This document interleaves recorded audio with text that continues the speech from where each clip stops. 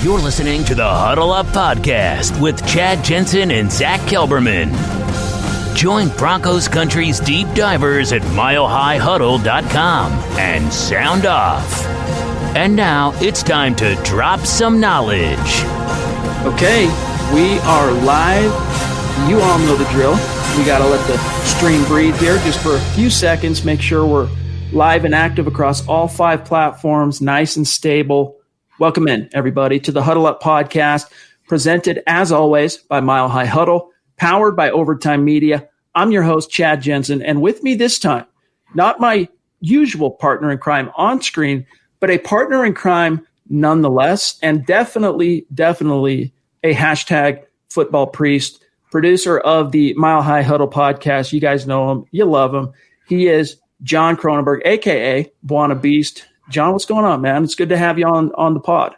It's great to be on. I'm very excited to be able to finally speak with you kind of on air. Did it with Nick the other day. Really was an enjoyable experience, but now it's kind of here we are with the Huddle Up Pod and with the some of the normal crew, seeing Terry, some of these guys. It's great to be here and excited to get going. How's your day been?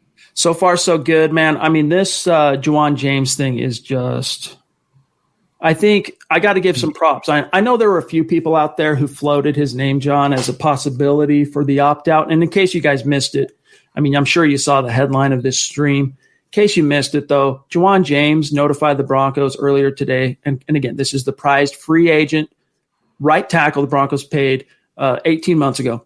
But he notified the Broncos early Monday that he is going to opt out of the 2020 season. He then produced a statement that I want to read here on air in just a few minutes. We'll get to all that.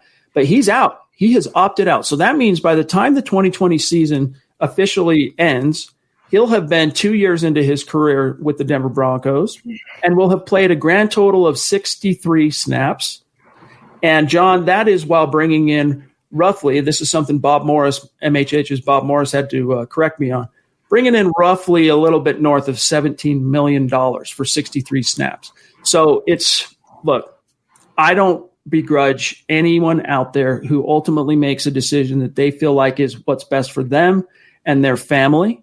But when you have people in your work environment, and in this case, these guys are football players, so they're coworkers, they're teammates, they're actual football players, they're willing to go in, they're willing to go to bat, they're willing to roll the dice in terms of it's a small risk, relatively speaking, to their age demographic and their relative health. It's a small risk that they're exposing themselves to.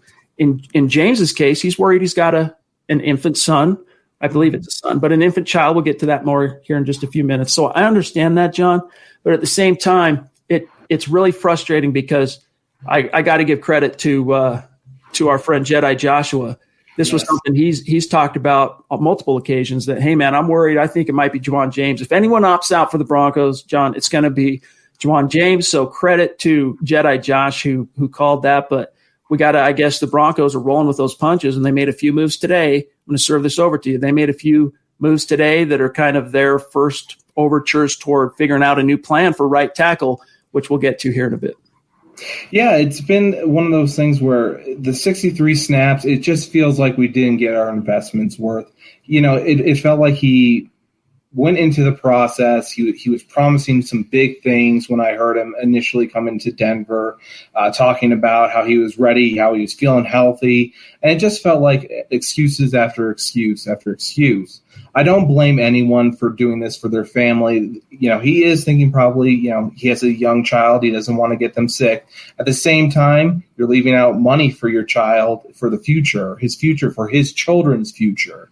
So maybe this is a situation where you rent a nice apartment and you have to do some of those different kind of communications with your family for some time. You have to make sacrifices at some point.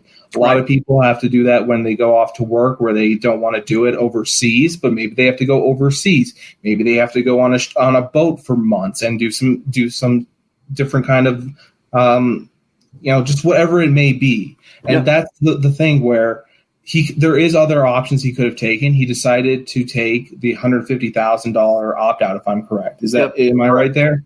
Yep. Yeah, and that's one of those things where there was no risk to him personally. They didn't feel like there was a risk to his family immediately. And so he's going to get that $150,000 advance because it's not really a stipend, as Bob pointed out in his article.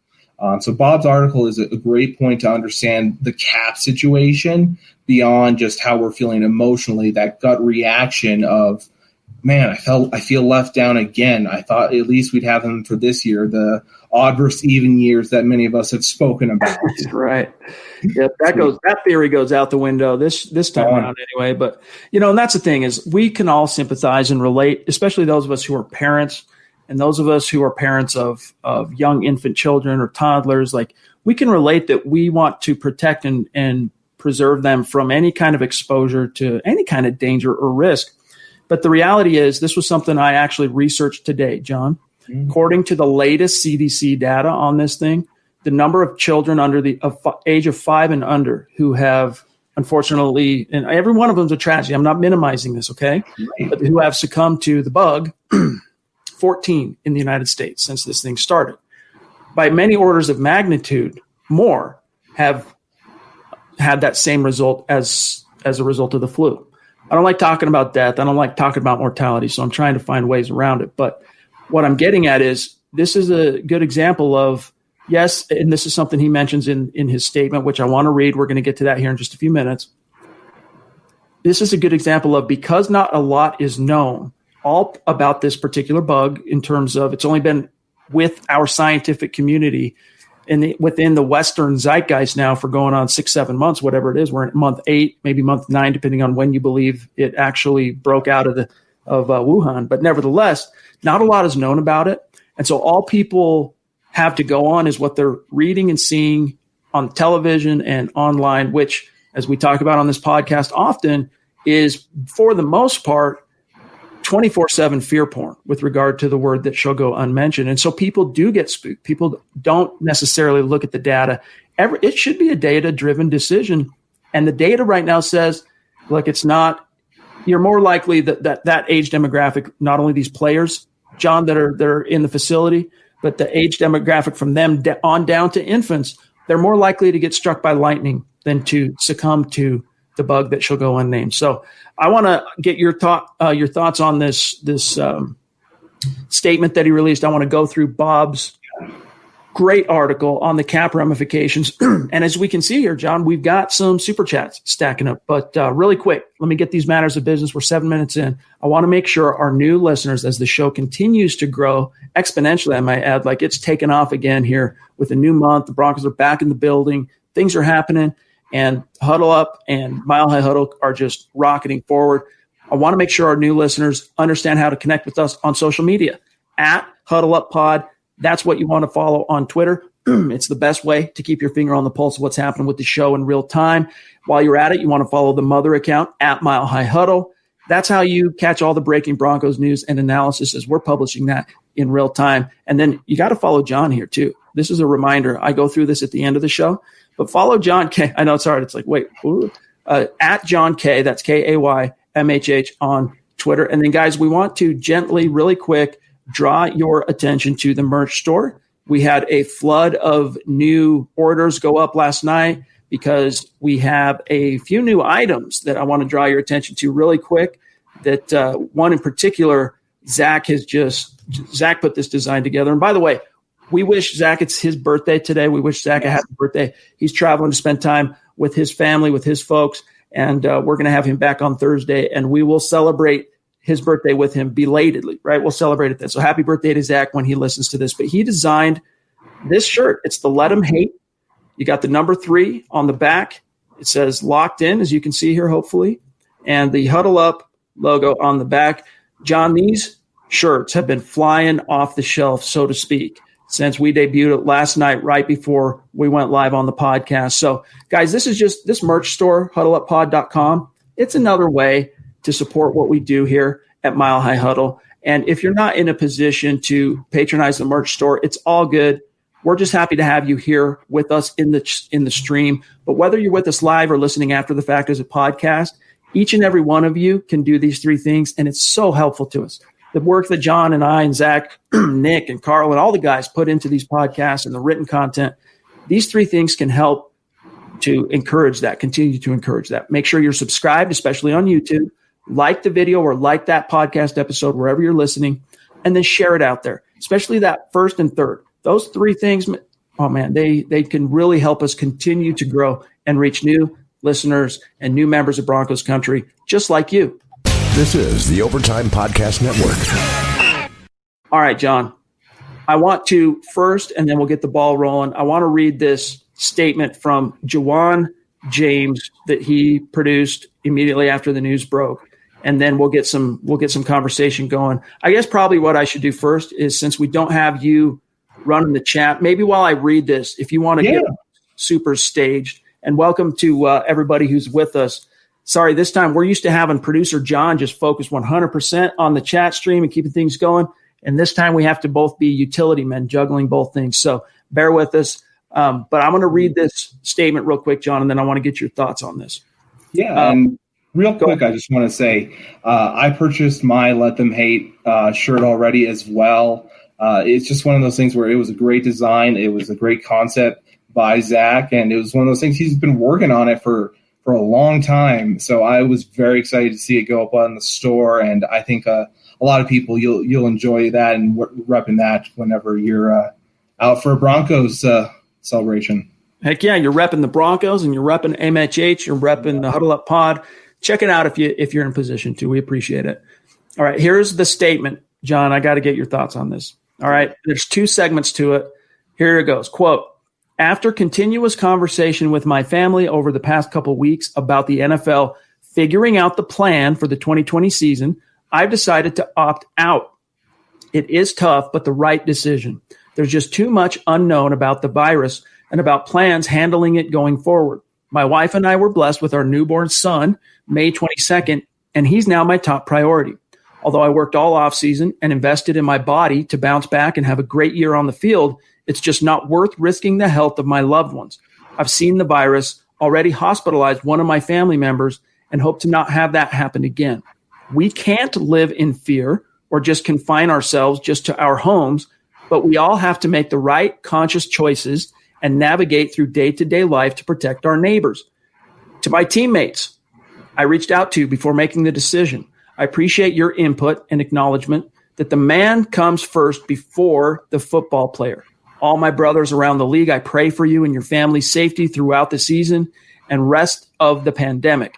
To the Denver community, now he's talking to you guys here, okay? To the Denver community, these first 2 years weren't what I expected them to be when arriving here. I know you don't know me well, and a false narrative was painted of me last year due to comments made about my injury, but I am invested in this city and my team. I look forward to the future we have here, but in that same breath, I'm even more invested in my family. Everyone make sure to stay positive through these crazy times and enjoy your loved ones. I hope 2021 will be a better year for all of us. Take care of yourselves because ultimately health is wealth. Close quote. John, your gut reaction to that statement? My gut reaction was he didn't need to bring up the narrative of last year. That's the ultimate thing that jumps off the page. We get it. That's how you felt. You felt like you were done. He was done wrong by the Broncos in terms of his injury and how everything was handled. I understand that, but let it go. Let's focus. If he wanted to focus on the health of his child, on his family, and overall something along those lines, that would have been more acceptable. But when he's bringing up false narrative, it feels like, again, he's trying to bring up the past. It's one of those things where it just does not make it feel like a natural feeling of, hey, I really did have these great intentions coming in. Right. It's like he's hedging. It's like he's posturing, and it's definitely posturing. I mean, this is very much from a PR perspective. This is Juwan James thinking that he can get out in front of this soft reputation that he has developed and it being an injury milker. And for what it's worth, gang, this was a reputation he had developed in 5 years in the league long before he became a Bronco. That's why there was the report that the Miami Dolphins were, quote, laughing at the Broncos when they paid him. At the time, it was a record deal for a right tackle. It was the biggest contract in NFL history the day the Broncos signed him to it for a free agent right tackle that was soon then broken just like a matter of – might have been a few hours or at least a day later, something like that. Anyway, but it was a record deal at the time, unprecedented for a right tackle. And he had that reputation, John, of being soft, of being an injury milker. And then lo and behold, what happens? He comes to Denver. He does suffer a knee injury. That was real. That did happen in week one after 10, 11 snaps on the field, I want to say. And from there is where things get skewampus. I don't necessarily want to rehash the back and forth. What he's talking about, for those of you who might be scratching your head about the narrative, he's not just talking about his reputation for being soft. He's talking about how the team postured his injury last year in the court of public opinion, which was basically, I don't have the quotes pulled up right now, but to paraphrase, to boil it down, John, it was basically, look, we are frustrated. We wish we knew why this has taken so long to get him back on the field. He needs to, I think Vic Fangio made some remarks late in the year that he needs to, get his priorities in line or figure out what's most important to him or whatever. And then we had that Nikki Jabvala when she was covering the Broncos for The Athletic in December, that story come out where he's trying to set their record straight. And he claims, now again, there's two sides to every story. The truth is usually somewhere in the middle. Okay. He claims he suffered a partial meniscus tear. That's why he couldn't come back from it. That's why even 8 weeks off between week 1, or 7 weeks, I should say, between week 1 and week 8, when he came back in game 2 against the Colts, week 8, his second appearance, why it took so long, and then why he didn't show up again for another 7 weeks, week 14 on the road at the Houston Texans, that first half where the Broncos just went gangbusters all over the Texans offensively. He was at right tackle, and then he came out in the second half because his knee was, quote unquote, buckling under him. He couldn't stay on the field. So he's saying that they did me dirty. The Broncos are saying, basically, in so many words, reading between the lines, he did us dirty, and then he pulls this. He does this. And so I understand, John, why fans were livid today. But honestly, I think, like we talked about from Jedi Joshua, great listener, great member of the community, fans probably, for the most part, those who have been really paying attention, John, they saw this coming. I agree. Definitely. Let's get to Robot of Doom 5. Happy birthday to Zach. Happy birthday to Zach. Just happy birthday to Zach and many, many more.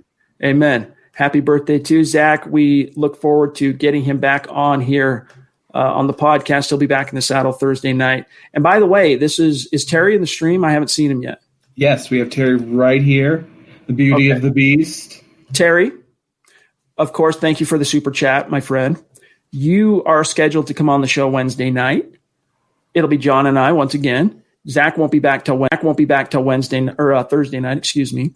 If you would like, I think it might be good if your schedule allows for you to come on Thursday night when Zach's back, so we can all have the whole band together when you come on the show. If you're okay with that, shoot me a DM on Twitter so I know that I'll see it. If not, we can definitely plan on Wednesday night. But I think it would be better if we have you on the show when the whole band is ready to roll. And John, we are, because both of us are in the stream together this time, there's some super chats. It jumped on me. What's the next one? I'm going to grab Stu. I got KP next, so I have a few. Okay. Zeus McPeak jumping in, condescending from on high, way up high from the MHH Mount Rushmore. You know him. We know him. We all love him. Stu, we appreciate you, my friend. As always, hope your travels today got you to your destination safely, or you're getting closer anyway. And he says, right. Beast rocking it. Fauna Beast doing his thing, John. Yeah, I mean, it's been great when I spoke to Stu just in the background in the green room the other day, and he's a great person, just a classy guy, and I was really delighted to meet him. Let me get Kevin right here. KP in the house from Florida, right? Yeah, KP's in Florida. Disgusted. Here's his super chat. Disgusted with Juwan James. I wonder what Mark's thinking. He's played 63 snaps in 2 years. I assume he's talking Mark Langley, right? Yeah. Can we dump him? And what's our cap hit if we do? Didn't he know his wife was pregnant pre-draft and free agency? Look, there's an aspect to this that is unfair in that, look, he's we can only take him at what his word is. We can read between the lines. We can factor in his past history of being, quote unquote, soft or perceived as soft. But it's hard to get too up in arms about it because, he's going off what he thinks is the right thing based on what he's reading and seeing and hearing in the media. He's in a panic, and he only gets $150,000 this year. He's not going to be designated a higher risk designation for the CV reserve list, like Kyle Pecco has already been given. So Kyle Pecco, for example, gets $350,000 as a stipend. That's free money. He doesn't have to pay it back. It doesn't come out of next year's salary. It's just money for sitting on the sidelines. Whereas James, and again, he's already collected $17 million plus from the Broncos since he signed. So it's not like he's hurting for coin, but he's going to get $150,000 this year only. And we're going to get to this right now. That is actually an advance that will come out of his 2021 guaranteed salary. So, John, I think that's a good segue, if there's ever a good one here on tonight's show, to get to the Bob Morris article. This is the Overtime Podcast Network. But before we get to some of that, let's grab a couple more supers because they're going to continue to stack up, and I don't want to lose people. Johnny Baby, it's good to see you, my friend. Appreciate you jumping in. John Mortensen, very generous on Super Chat. Rocking the MHH face mask like a boss and keeping the supply chain rolling for these United States. He says, I got lucky and caught you live, Chad. Our truck is in the shop getting repairs. Good to see you live, and thank you for everything you priests do. It really sucks about James opting out. It does, man. It does. We're going to talk about where the Broncos go from here in just a few minutes later on in the show. I mean, we're only 21 minutes in here. We got plenty of time, John, to let our hair down. What else we got? Yeah, let's see. I know I got one right here from Mundungus, the wizard himself, jumping in. Appreciate you, my friend. He says, sign Cordy Glenn at tackle and call it good. Worst case, you move Reisner to tackle, Wilkinson to guard. But good Lord, that puts Wilkinson and Bowles next to each other in the same side. Honestly, John, and I want to get your thoughts on this.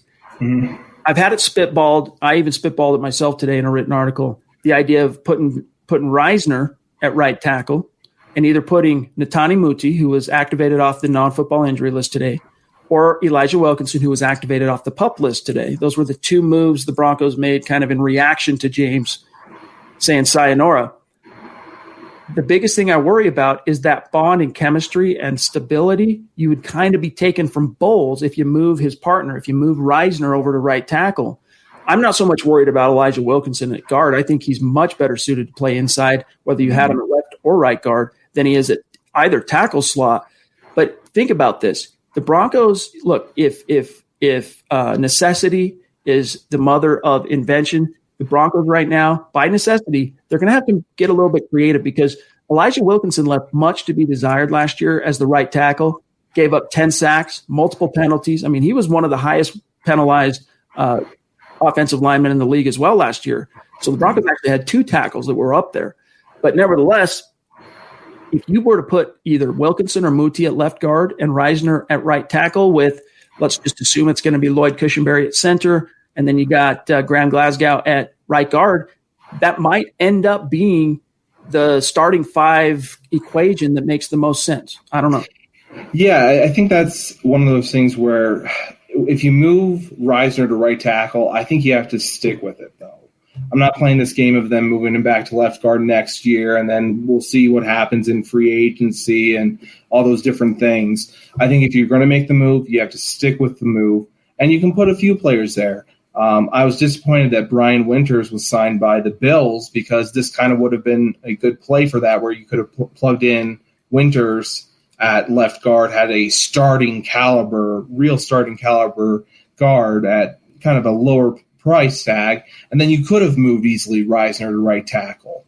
But I do think it's an option. I think it's one of those things where we're going to have to see how Munchak feels about that. And I do worry, again, that coordination together of having Bowles and Reisner be able to pass off blockers together, I'm worried that's not going to develop as well with Wilkinson there. Because I feel like, again, those interior offensive linemen, they're going to gel well together. If it's Cushenberry or Morris, with Glasgow and Reisner on the side of him, it's going to be a great kind of way to help the tackles, I feel, as well, because, again, gives it more room for the right tackle to kind of pass off, and Glasgow can make that jump to the other side and help and assist that right tackle. So interesting perspective. I'm not sure how it would work out totally. But again, I would love to hear what you think about Reisner in terms of his length. Does his length have enough to do with that? Well, if we take a look at, let's do Dalton Reisner mock draftable. This is the best place to go for seeing where the percentiles fall with regard to their measurements. So with Dalton Reisner, let me make sure I'm interpreting this correctly. So his arm length, that's the question, his wingspan. Unfortunately, it puts him in the 35th percentile. So he doesn't have the longest arms for tackle. 42nd percentile. So wingspan, 35 percentile. Arm length, my apologies, 34 inches. So he clears the bottom threshold for tackle length at 42. And let's not forget, he's 42 percentile, 34 inches arm length. Let's not forget, John, he played right tackle for the majority of his career at Kansas State, and he did so at a high level, All-American level. In fact, as I was writing up this story today, reporting on Elijah Wilkinson and Netani Muti coming off their injury list and kind of spitballing these new offensive line equations, how it might work out, I was trying to remember, was it he went his entire senior season without giving up a sack? I think it was his entire senior season and most of his junior year did Dalton Reisner go at right tackle without relinquishing a single sack. I know as a junior, he only relinquished 3 quarterback pressures as a right tackle. Now, the NFL, it's a far cry and many steps up from where he was, the levels of competition that he was at there consistently at Kansas State. But I honestly wouldn't worry too much about Dalton Reisner at right tackle. I really wouldn't, just because he wasn't just solid at right tackle and clearly and evidently, when you're breaking down the film, watching him, you think to yourself, he's just destined for the inside. He's not cut out for tackle at the next level. You don't think that when you watch his Kansas State tape. That dude was a dominant right tackle. And I think because of what he brings between the ears, we know he's got the measurements. What he brings between the ears and his heart, I think he would thrive wherever you put him, including at right tackle. Now, there might be a little bit of some, growing pains in terms of going back from being in the phone booth inside for a year and a half for the Broncos to going to the outside.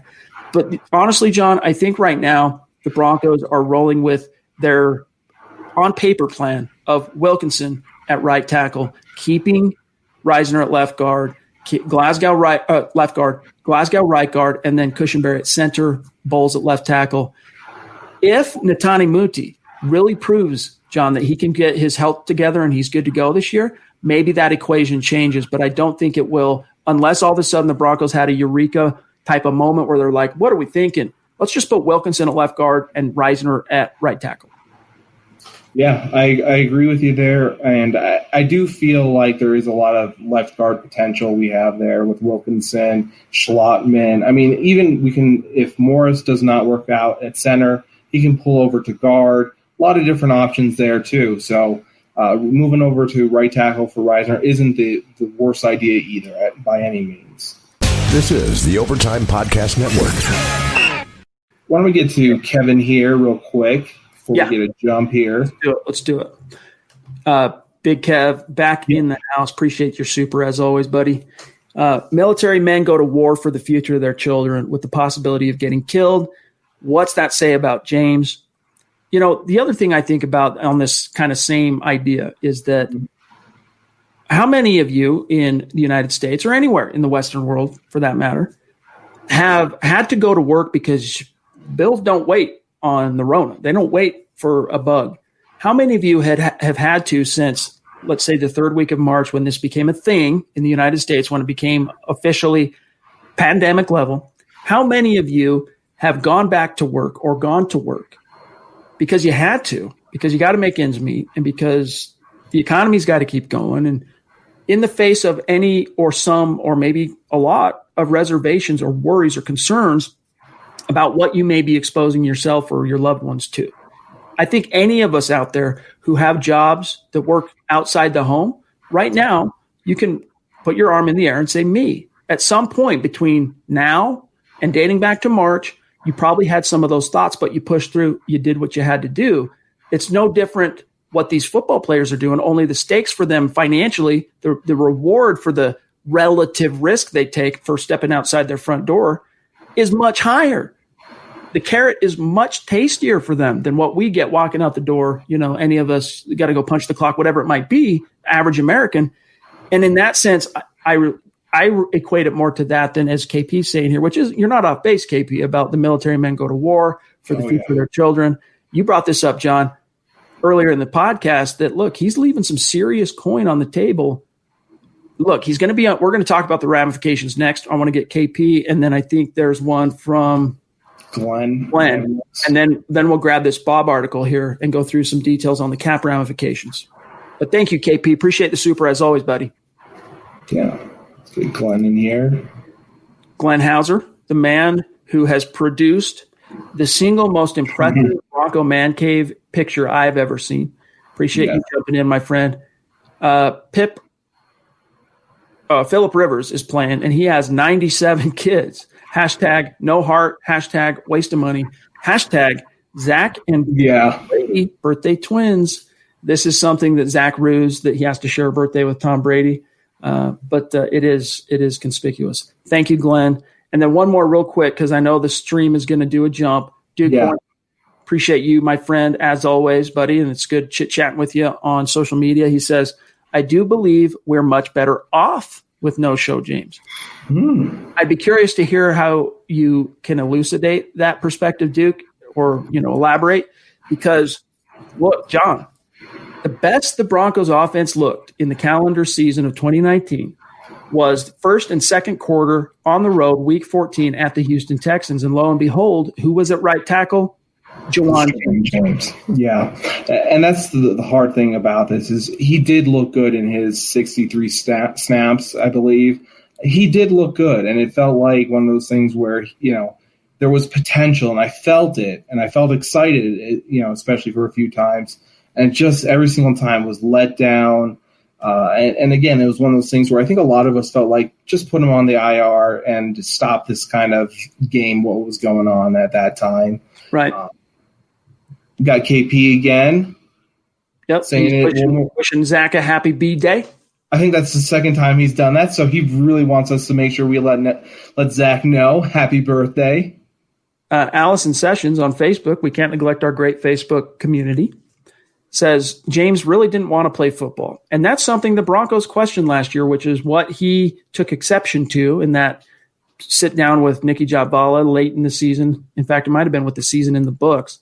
He took exception to the Broncos even hinting at his desire might be in question to play football. But what else can you infer from the way – I mean, look, does it feel like this guy wants to be on the field, dude?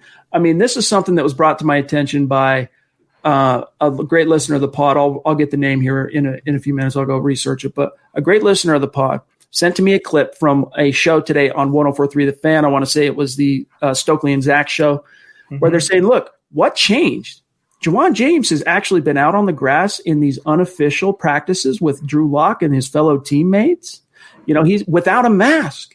All of a sudden, it's time to walk through the building. All of a sudden, it's time to get to work. All of a sudden, it's time to actually do your job. And I'm going to beg off. I'm out. What changed? Now, I would imagine James would argue, John, that, because he talks about in his statement, remember, about the NFL's plan, like he intimates that it's this questionable, weird, we don't really know what's going to happen. That's bullhickey. The Broncos have been lauded for their response plan to this thing. And any of you who have watched the videos that they've produced, I've tried to draw all of your attention to these videos. I would show it to you right now if I didn't think I would get a copyright claim on YouTube or Facebook for showing it to you. But it is impressive. If you have not seen these behind the scenes of, in one case, for example, it shows Bradley Chubb the camera follows Bradley Chubb through the check-in process where they check his temperature, give him a saliva test. Actually, the first one is up the nose. Right.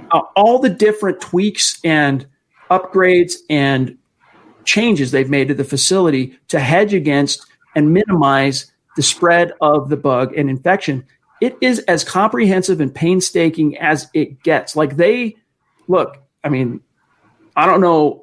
Speaking for those who are employed in the real world, John, I don't think too many other Americans can say that their employer went to that great a length to minimize the potential spread. And yet, all of a sudden, even though he was out on the grass in the middle of the pandemic in Denver area parks with Drew Lock, with Philip Lindsay, with Cortland Sutton, that was no problem.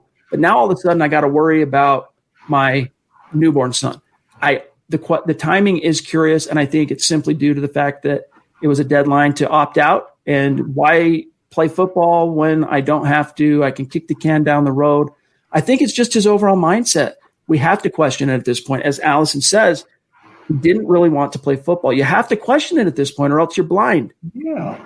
It's one of those things where I saw some of those videos. They even have a disinfecting kind of wash spray as you're going onto the field. I mean, they're really going as far as they can to the extreme extents, especially the Broncos. I think they've been one of the more touted teams for what they're doing in terms of how to, curb what's going on with the bug. And I only see good things from the Broncos. I'm not sure, I understand there's concerns, but I see them taking it to the nth degree and making sure everyone is safe.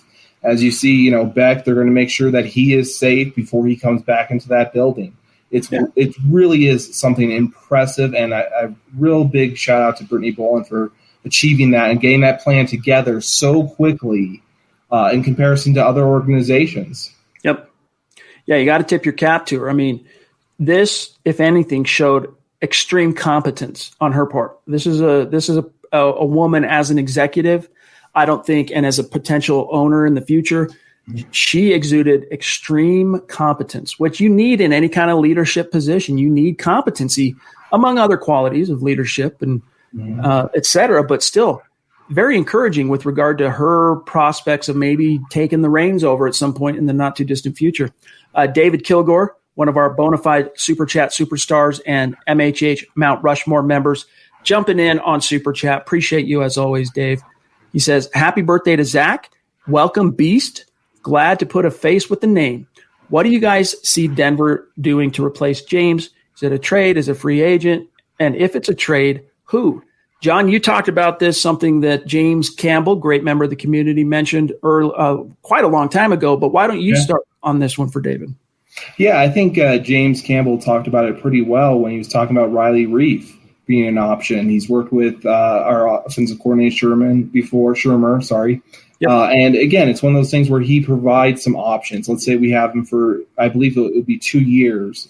That gives you the option to play him at right tackle this year. Let's say we finally get back James.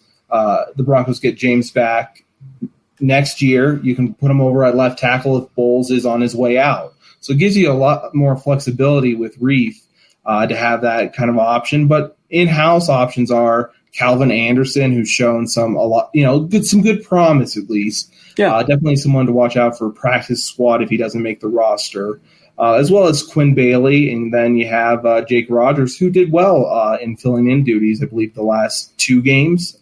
He played right tackle for us, or for the Broncos. So there's some in-house options.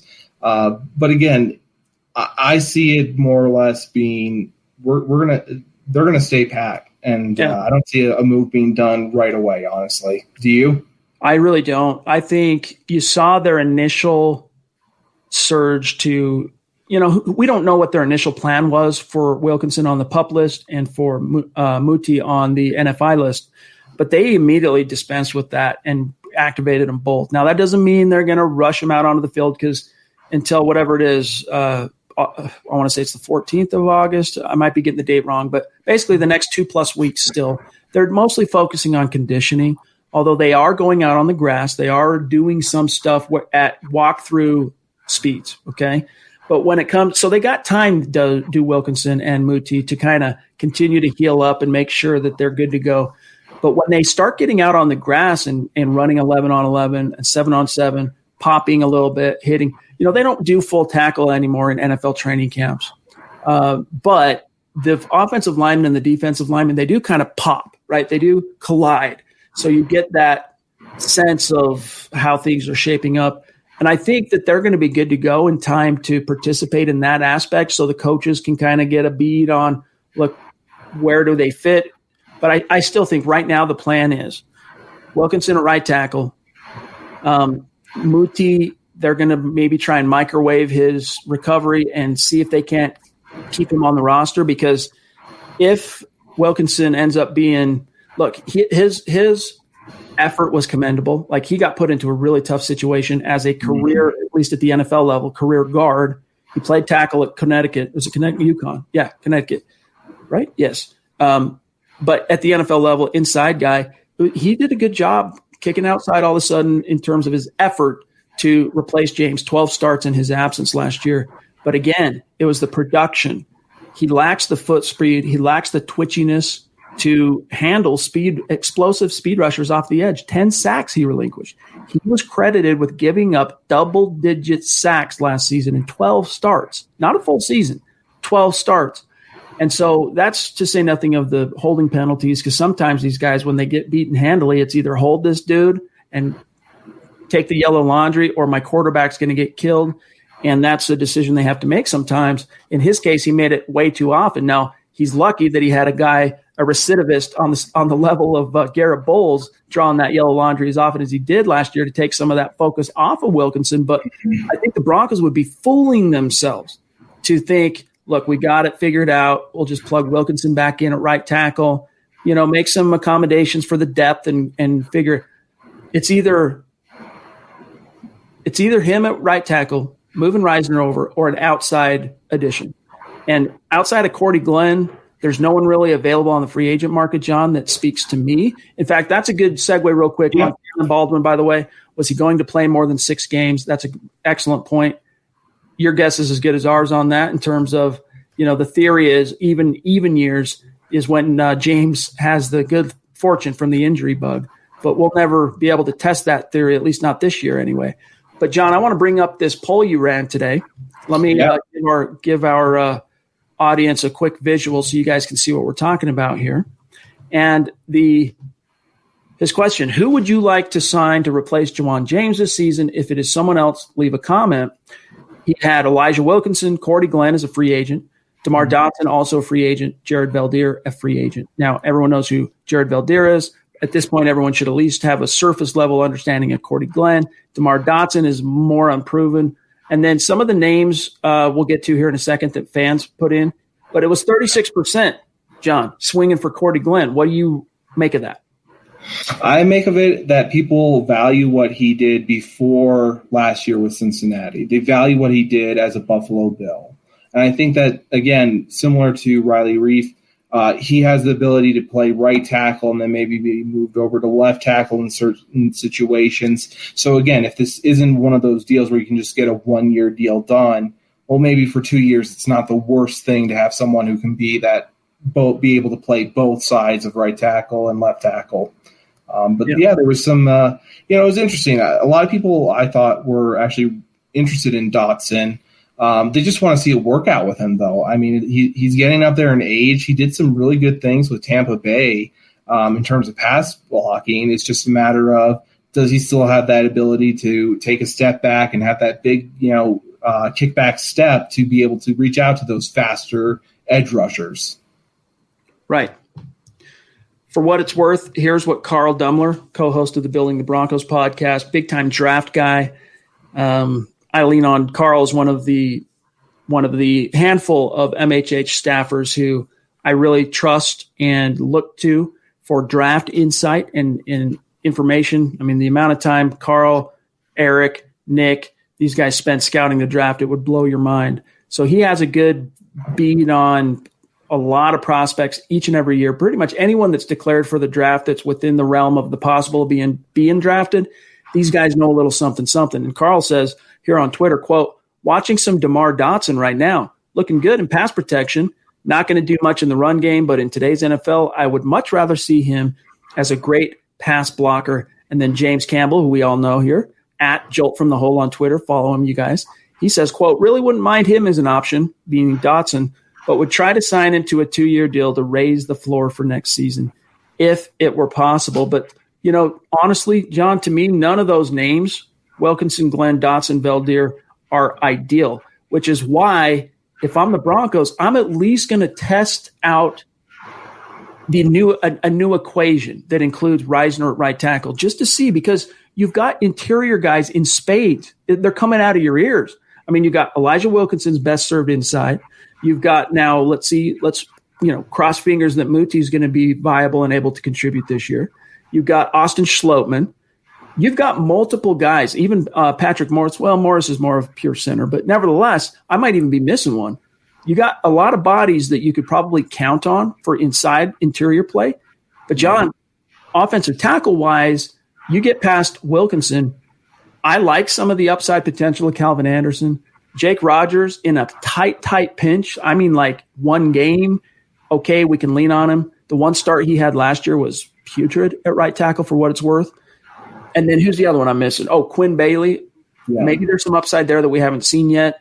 And then the undrafted rookie Hunter Watts. None of those guys present anything close to a warm and fuzzy in anyone's bill, including at Broncos HQ, which is why, honestly, at this point, Wilkinson and Reisner, even though at the NFL level, Reisner doesn't have the tackle experience yet, but they are the two most experienced tackles beyond Garrett Bowles that they have. So maybe that's what you do. Maybe you at least give it an option, a few looks in some 11-on-11, see how it feels, see how it looks. And, one thing I'd like to talk about is we signed Ja'Wuan James. The year we signed him, we decided to move on from Billy Turner. And I feel like, think about it, how much better the Broncos would have been if they signed Billy Turner to the deal, let's say exactly similar to what the Packers signed him for. I think the Broncos would have been superior. I know that's hindsight, but again, it's one of those things where you're not looking at your in-house talent. You're always trying to bring in someone outside, try to get better. Well, that's when sometimes it gets it gets worse when you could have had a nice situation with Billy Turner, for example. Right. Especially when you pay through the nose, John, to go get Ja'Wuan James, and even as you've said, Billy Turner got paid a pretty penny relative to his experience and play from the Green Bay Packers. But considering what you got out of Ja'Wuan James through, by the time this season's over, through 2 years, you've gotten peanuts at a much cheaper cost. You could have brought back Turner. He can play guard or tackle. He did both for the Broncos at different points in his tenure as a Bronco. It's a ship that has sailed, but it's something that's worth looking back on from time to time and wondering what could have been. Absolutely. Yeah. I think it's a fair point, John, and something that's worth it. Real quick here from Mike Evans, Mikey Boy jumping in, showing his generosity as he is wont to do. Thank you, Mike. Appreciate that, buddy. On Super Chat. He says, I'm still mad about James. So will we pick up a corner or a tackle in the first round of next year's draft? John, I guess it depends on what happens this year with, do any of these young corners emerge for the Broncos? I think at least one will. That gives you three solid guys, if one does, in Callahan, Bouye, and just whoever that one ends up being. We'll see. I think the most imminent threat at this stage is tackle, just to be frank with you. So it wouldn't surprise me if they go tackle in the first round, but let's just hope if that's how it shakes out next year, they do a little bit more due diligence in terms of, picking the right guy that's not only got the measurables and the talent, but what it takes between the years. Exactly. And I agree with that. It's more of a tackle first at this point. And we'll see who develops. We still have Michael O. We'll see what he's able to do. And Bosby, we'll see if we sign him again. So we have a lot of options still there at corner, I feel. All right. Should we get to Bob's article?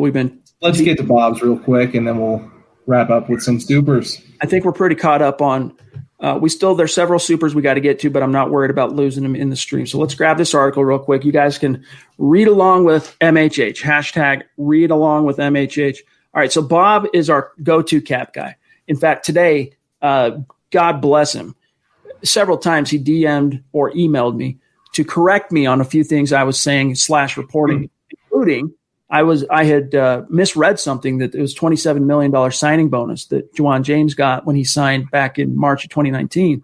It was actually $12 million to sign plus about $5 million in fully guaranteed salary last year. So all in, he made about $17 million for 63 snaps.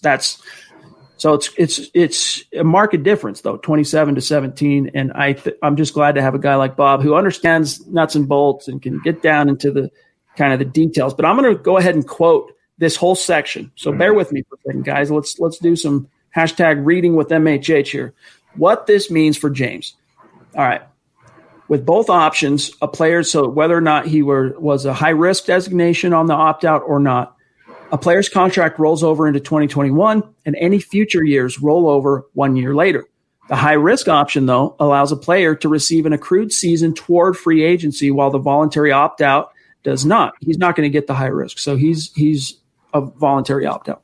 For James, this is not really a big deal because he has enough accrued seasons already to be an unrestricted free agent when his current deal expires. There's another benefit to him taking the opt-out, but it's important to understand how it really works. First, James had $10 million in fully guaranteed base salary in 2020.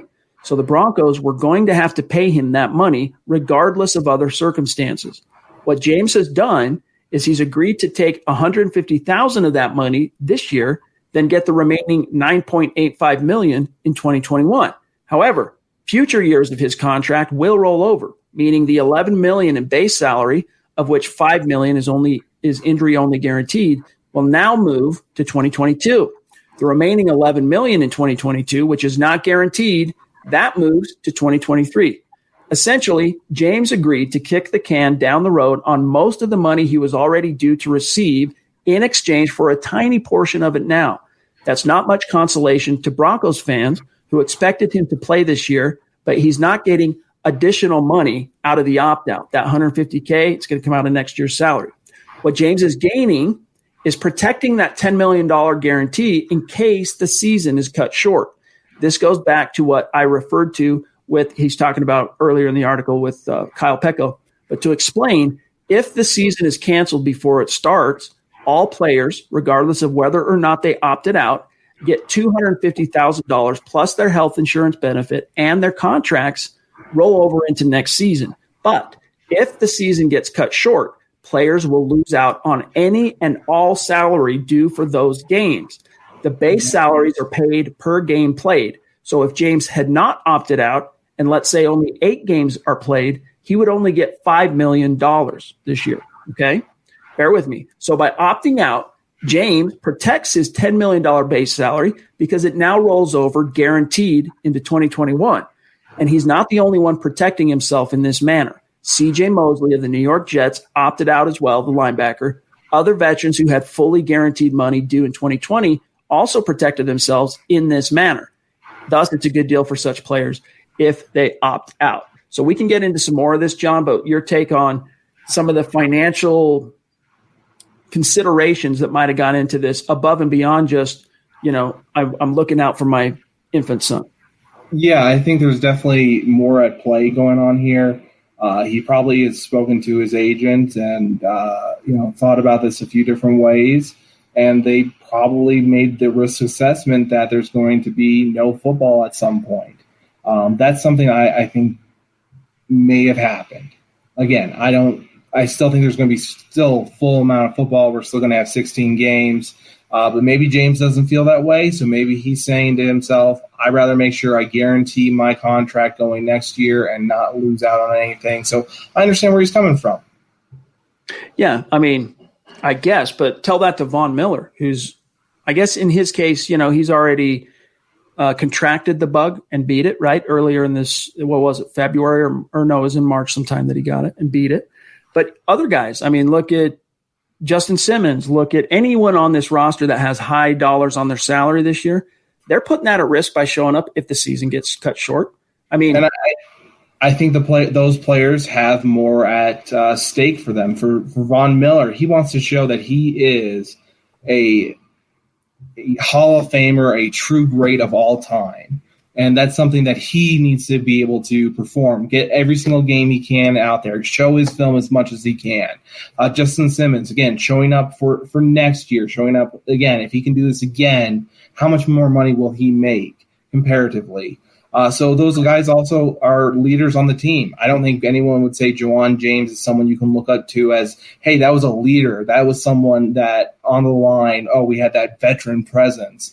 I don't think he really brought that to the game. So that's something completely different than what Von Miller brings. He knows that he's expected to be a captain and to be a leader. Same thing with anyone like Simmons. They know they're the leader. That's what they're going to do. Discount Audio and Wheels, D.A. Dub jumping in. Good to see you, my friend. Thank you for the super chat. He says, not surprised James opted out. Don't be surprised if we have a few more to do so. Elway will cut him next season and eat the dead money. This opens the door for a young buck, next man up. Interesting that you should say that, because I want to, and again, thank you, DA Dub. I want to get to the actual salary cap ramifications in Bob's article real quick. I just want to also grab Mark Langley's super chat, hashtag Chad Gangsta. What's up, my guy? Appreciate you as always, Mark. Good to have you in the chat. And John, he's in the chat, 46 minutes in. So I'm glad he gets to be with us tonight. It's a good night to be with us. I mean, this finally, look, I'm not counting my lucky stars over here that Juwan James opted out. But if he was going to opt out, I'm glad it happened on a day that the Huddle Up podcast was going live so we could do a true gut reaction to this thing. But real quick, John, and then we got to hustle through the remaining super chats. We'll get close to it. Here's the cap impact of James opting out. I'm going to quote Bob again here. Quote, let's go back to James and consider the salary cap impact. Originally, James was to count for $13 million against the cap, consisting of his $10 million base salary and $3 million from his prorated signing bonus. Because he opted out for 2020, he only counts for $3.15 million against the 2020 cap. And that's mostly cap space because the signing bonus that totaled $12 million has already been paid out to him from 2019 cash. In other words, he's not getting an additional $3 million this year. In 2021, the $10 million base salary moves to that year minus the $150K advance he's going to get. So it's $9.85 million that'll go on next year's cap. Add in the $3 million from the prorated signing bonus, and his 2021 cap charge drops from $14 million to $12.85 million. The Broncos, thus, get $9.85 million in cap relief and cash savings right now for 2020, though they are locked into James for 2021. This is what's going to disappoint many of you, including DA Dub, who was just talking about this very issue. The Broncos are locked into James for 2021. It comes at a slightly reduced cap charge and less cash, though. His 2021 base salary of $11 million, of which $5 million is injury only guaranteed, now moves to 2022, giving him a cap charge of $14 million. And then the final year of the deal now moves, instead of it originally being 2022, now it's 2023 with a $2 million roster bonus due on March 17th and an $11 million base salary. However, his prorated signing bonus comes off the books. So his cap charge would be $13 million with no dead money in that final year if he is actually cut. So on one hand, James gains an advantage because he gets his base salary locked in, though he collects the bulk of it in 2021. On the other, the Broncos could be more inclined to cut him in 2022 if he plays in 2021 and stays healthy. They may not have been prepared to cut him in 2021 with Garrett Bowles and Elijah Wilkinson set to become unrestricted free agents at the end of this season. So if the Broncos do keep James, they're in an even better position to cut him in 2023 because they would incur no dead money for doing so. So that's the bottom line is you think John Elway's got to be fed up. He's just going to move on next year the first chance he gets. Unfortunately, John, it doesn't quite work that way unless the Broncos want to eat some serious dead money. Yeah, I think they're going to keep him here, and hopefully a better option can show itself maybe as a rookie, early first round, second round kind of player. But if not, he's a fine player to have for just one more year, and we'll have to get through it essentially. From there, we'll see. And again, right here with KP, maybe 6'10" can play right tackle. I mean, he literally has the size. We'll have to see his footwork. Show us the video maybe one day. Yeah, let's see that foot speed, dog, and that punch. You got the hand technique down, the foot speed. By the way, KP, appreciate your super chat, as always, my friend. Real quick, let me grab this question here from Miller707. Champ, who says, a great member of the community, a bona fide superstar, super chat superstar. This is not a super chat, but he is a superstar, as we know. Yes. What is Denver's cap after cutting Hireman and James opting out? Could they go after a different position other than offensive line? Well, let me pull up over the cap and see if they have this updated. Bear with me 1 second here. But they should have some money, and I know a lot of people have been floating the idea of Logan Ryan coming in to be someone to fill in for Callahan if he's not able to produce. That's the name I'm hearing the most of. And again, people seem to be comfortable with that. If we can get him at 6 to 9, maybe. But again, he's still wanting $10 million, so we'll see if the Broncos will budge. So currently it shows team cap space. This is counting Hireman, okay, but it doesn't count James opt out. It shows them at 20.3 million in cap space. You add the 9.8 of Juwan James cap space that's going to free up this year, and that'll put them close to over 30 million in cap space. But you guys got to remember, revenues are going to be down this year. The season's going to happen, okay? But revenues will be down because fans in the stands, even if it ends up being allowed, it's going to be at a significantly curtailed fraction of what the normal capacity is for these stadiums. And so revenue is going to hurt. The Broncos are likely, unless there's a real dire need and opportunity knocks somewhere that we're not seeing quite yet, they're more likely to roll as much of that cap space into next year as they possibly can.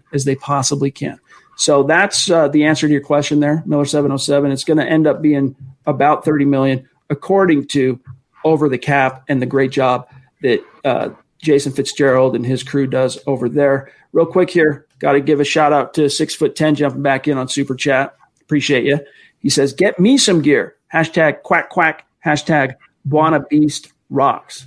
Thank you so much, 6'10". I really do appreciate that. We'll have to see how that works out on down the line. We got Mark Langley jumping back in, just showing some showing some love. He says, "This is for Chad." Oh, hi, John. Hey. Extremely generous, Mark. We love you, bro. That reminds me of have you guys seen that movie, The Disaster Artist, with James Franco? If you haven't seen it, it's like it's a true story. I heard it's really weird and out there. Very weird, but his character, it's basically I'm not going to try and explain it, but he has a character that says in a weird accent, "Oh, hi, Mark." And in this case, it's Mark saying, "Oh, hi, John." And it just reminded me of that when I actually read it. So if you've seen that right now, you're nodding your head along with me. If you haven't, you're going, "What orange and blue kind of crack is Chad smoking right now?" All right. We are over the 1 hour point game. We've got to really work to get this wound down, unfortunately. So let me move along here and grab Mundungus, the Wiz himself, jumping back in. Appreciate you, bro. He says, "If we move Reisner to right tackle and the best option is to leave him there, the big question becomes, do you believe that Reisner is better at right tackle than he is at left guard?" That is the question. And if at that point he proves himself to be competent as a right tackle, the question almost doesn't matter. Is he better at left guard? Because the Broncos have just been cursed at right tackle. Any level of competency at the right tackle position, regardless of who it comes from, is a blessing from on high from the football gods. And it's not a blessing or a gift horse you look in the mouth. So I think in other words, John, it's a lot easier to find a competent left guard than it is a competent right tackle, at least if you're the Denver Broncos. But I think that's true in a general sense for the NFL. So if he were to be tried at right tackle and proves to be the better option, you don't move him. You figure out what to do at left guard. Yeah, the college system right now is not developing great tackles. So if you can find someone who can play above average and they would have been maybe even better at left guard, you still have that positional value of right tackle being just higher. By chance, John, can you I think we missed a few here. You got Chris? We missed – it jumped David. It jumped Matt, Chris, and Christian, and Justin, and Eclipse. Man, it jumped a bunch, and we're almost out of time. Okay, you got Chris. Hashtag a 6'10" Mexican for right tackle. And, of course, that's the handle of one of our great listeners. He's got a podcast called – what is it called, John? Bronco Talk? Put it in the chat real quick for us.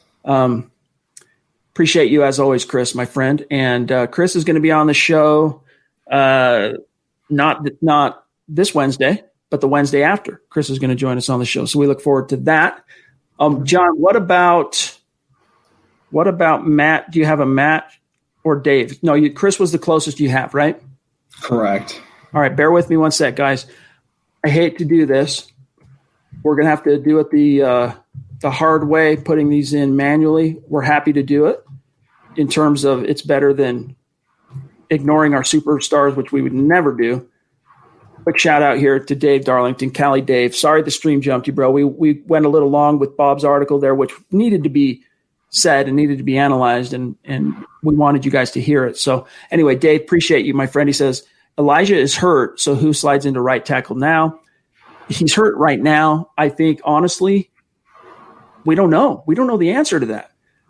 Probably Jake Rogers, unless the Broncos really do decide to get creative and try Reisner over there, which I think they would be remiss, John, to not at least explore that as a possibility. I agree. And at this point, we just need to make sure that position is solid enough. And again, we have the other players like Schlattman, whoever you want to put in there at left guard, who's healthy. That's, again, they have protection from a good center and, Bowles on the left side. A new name I don't recognize on Super Chat anyway, Matt Shibao. I'm sorry if I butchered your last name, my friend, but thank you for the Super Chat. Really appreciate the support. He says, listened many times, but this is the first time live. John, that's happening a lot more and more as we get closer to football. And I think that's because of our fans really quick. That's why I appreciate so much of the organic growth you guys are helping create with those likes. That's right. It means a lot. It really does. That's exactly a result of your organic support. What are your thoughts on moving Reisner over to right tackle and Muti at left guard? I think we've pretty well covered this. Like, in the interest, because we're long, I don't think it's the worst idea. John doesn't either. It's a question of, are the Broncos willing to potentially risk messing with Reisner's momentum as a second-year player, having played 16 games at left guard, and whatever chemistry issues that could potentially create for Garrett Bowles? If they're willing to at least risk that to look and see, I think it would be a worthy pursuit, John. I agree. All right. Do you have Christian? If not, I can put him through, because the next one I have was Mundungus's. So if not, let me just grab him. Terry Randall next and discount. Okay. Yeah, all right. Bear with me one sec, gang. You know how it is. Sometimes we might have these stall moments, but we do not neglect or forsake our Super Chat superstars ever. So we appreciate each and every one of you. Christian, jumping in. Appreciate you, my friend. It was good to see that selfie you sent in, rocking the Huddle Up Podcast tank top. He says, and it's, by the way, all those selfies that get sent in to us, we put them on Mile High Huddle Instagram. So make sure when you get your gear, when you get your swag, you send us your selfies. Happy birthday to Mr. Kelberman, says Christian. How many candles are on the cake? I think that's something we should let fans guess. Yeah. And tell Zach personally what you think. I think that's more of a great way to go. I have a ballpark figure. I think it's just barely – well, I'll let you guys guess, and then Zach can reveal that when he comes back on Thursday. All right, here's Justin jumping in. Justin May, another name I don't recognize on Super Chat. Appreciate you, my friend. Welcome. He says, with James opting out, what are the Broncos' next moves at right tackle, and do you see anybody else opting out this year from the Denver Broncos? That first question, I think we've already addressed quite well, what the plan is at right tackle, or at least in the immediate and the short term. As far as anyone else opting out, John Elway said last Tuesday that he's heard rumblings of other players. Obviously, one of those rumblings you can guarantee that they heard, or he at least spitballed behind closed doors, was Juwan James. I don't think so, but you'll know by Wednesday. They extended the deadline. It was going to be tomorrow, Tuesday, was the original deadline for opt-outs. They, for whatever reason, decided to extend that one more day. I don't understand why they chose to do that, to be honest with you. But there's no one that jumps out to me as a potential risk at this stage beyond Juwan James. If there's anyone, I mean, they would equally come out of nowhere, in my estimation. Yeah, I agree. That I don't see anyone jumping off the list saying they want out or anything like that. So no one I would pick up on and have a good feeling about saying they're gonna jump ship. All right, we got Eclipse Stormborn showing some love on Super Chat, and to Zach. Appreciate that. He says, happy birthday, Zach. # state of being. And Eclipse, in case you missed it last night, check out the merch store. We've begun to add some youth, children's, and youth swag merch on the store. So check that out. And then KP here. We got to grab KP. Jumping back in. Bear with us, gang. Sorry, when we don't have a producer in the background rolling these things, it's just the way it rolls sometimes. Slight delay. But KP, appreciate you, my friend. Philip Lindsay's making $750K. He has a newborn. True. I'm betting he's not going to opt out. # heart is heart. How can you debate that very well, perfectly put super chat? Yeah, it almost makes you want to think, hey, let's pay some money up front to get him an extension or something. We have some money to work with, but we're not crossing that line right now. You, as a Broncos fan, you have to be hoping for that because Lindsey is just the epitome exemplar of what you look for in a Bronco. But it's probably not going to happen. DA-Dub jumping back in. Well, we got this one. We grabbed this one from DA-Dub. I think I already grabbed. Yeah, not surprised James opted out. Don't be surprised if we have a few more to do. So, yes, we did grab that one. Thank you, DA-Dub. All right, Mark Langley, we got that one. KP, 6'10". Mark again. Mundungus. Okay, we're caught up, and then there's just a couple more, and then we do got to get out of here. We're at 10 minutes after almost. So bear with us. Here. He's going to be Thursday. Yep. Okay, so he's good for Thursday. Perfect. We'll plan on that. Just, Terry, what will happen for what it's worth is I will reach out to you day of Thursday and provide you some details of what to expect, how we're going to connect, what you got to do. Just, I used to say to the superstars when they'd come on these segments, if you have a laptop or a tablet, that's best. But honestly, what I found is the best, most consistent so far for the superstars is the phone. So as long as you got your phone and some of these type of headphones that have the mic, you're good to go, my dog. So we look forward to seeing you. Here's a great super chat and point from DA-Dub jumping back in. Thanks, my friend.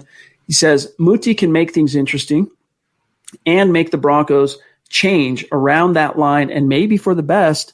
Stay positive. Next man up. Listen, for what it's worth, Muti, all the draft nicks I talk to, look, draft is not my forte in terms of my expertise. All right, my expertise is in other things with regard to football. Every draft nick I talked to, without exception, believed that Muti was a day 2 caliber guard, if not maybe the best natural guard in this draft class. It's that terrifying injury jacket that he brings to the table that just frightened off NFL teams, and that's why he dropped to the 6th round. If he can, in fact, John, get and stay healthy, you have a 2nd round pick caliber guard to plug in there. Go watch his tape. Go check out. There's not a lot of it because he was injured so often at Fresno State, but go check out this dude's tape. He is, he's a beast. Bully. He's a bully out there on the grass. Yeah, he is. All right, we grabbed Terry. Bear with me one sec here, gang. I hate to rush like this, but Dale, our friend from across the Pacific in that really means a lot of Hawaii, just showing extreme generosity. I mean, John, you hear Zach and I talk about this all the time. We talk about this privately when we're off air, but it just blows us away, the generosity and support we get from our community. And Dale, you have been one of the most generous when it comes to the MHH community, and we just love you, my friend. He says 55 for Chubb. I'm not sure what that means. 55. I mean, we know it's his jersey number, but he says James leaving is a blessing. He doesn't want to play football. You can't keep a stallion off the field in this game we love. So I'd rather have someone like Reisner, who is a bull, showing the horns, pulling hair, and kicking teeth out at right tackle for an inch of turf, which perfectly explains kind of the spitting, tenacious mindset that is Dalton Reisner brings to the gridiron, John. Oh, I agree. And Reisner, again, if you've seen him when he's coming into camp, the players, they feel excited around him. I think he brings just a lot of energy. And I think down the line, he's going to be one of those leaders for that offensive line. Excited to to have him play wherever he plays, whatever the situation is. I'm excited to watch Reisner get at it. All right, gang. A couple more, I think, are in the queue here, and then we do have to go. Bear with me one second. And if we didn't get to your comment or question tonight, bear with us, guys. We'll be back Wednesday night, and we will try to get to them then. And also, before I forget, we got to shout out Pobby, who dropped a very generous super right at the end of last night's pod, literally as we were signing off. We didn't see it till we had actually signed off. So shout out to Pobby, who is just as generous and outgoing and just bright, brings so much to the community. We love her. So thanks, Poppy. I know she'll be listening. If she's not in the stream now, she'll be listening after the fact. So Eclipse, he did hear that we added some kids merch to the store. Awesome, my friend. All right. Am I missing anybody here? That's who I have as of now. So I think we got everybody, and all right, guys. It's been a great day, and yeah, it's been fun. Thank you for having me on. John, it's great to talk to you. We'll do it again Wednesday night. There'll be a gas. Who knows? We'll see what there is. I mean, Wednesday, as we just mentioned, is the deadline for the opt-out. Cross your fingers that no other Broncos, or key Broncos anyway, choose to opt out. And we'll talk to you guys then. In the meantime, make sure you're following the podcast on Twitter at HuddleUpPod. Also, you want to follow at Mile High Huddle. Check out the merch store. Get your swag on if you're in a position to do so. If not, it's all good. We understand. Don't forget to like this video wherever you're watching with us now. Share it out there. And make sure you're subscribed too. That helps big time. So many, the number has gotten less now in terms of the beginning of the year. It was like 40% of the YouTube viewers were unsubscribed, but they watched every single live stream. Mm-hmm. That number has dropped because we've been trying to bring it to people's attention to like 25%, but still 25% of people who are dedicated listeners and viewers of this each and every night, they're not subscribed. Subscribe. It helps the channel. It helps the channel big time. So do that. We appreciate you. And then follow John here, the producer of the podcast, fill-in guest host, doing Yauman's work at John K. MHH, myself at Chad N. Jensen, and then, of course, Zach Kelberman at Kelberman NFL. Zach, if you're listening after the fact, I know you're traveling right now, so happy birthday to you, my friend. We look forward to celebrating your birthday belated on Thursday night. And John, have a great start to your week, dog. You as well. Take care, and thank you so much. Take care, everyone. All right, guys. We'll talk to you Wednesday night, and then don't forget you got Building the Broncos tomorrow night, 6 o'clock Mountain, 8 p.m. Eastern. You've been listening to the Huddle Up Podcast. Join Broncos Country's deep divers at milehighhuddle.com to keep the conversation going.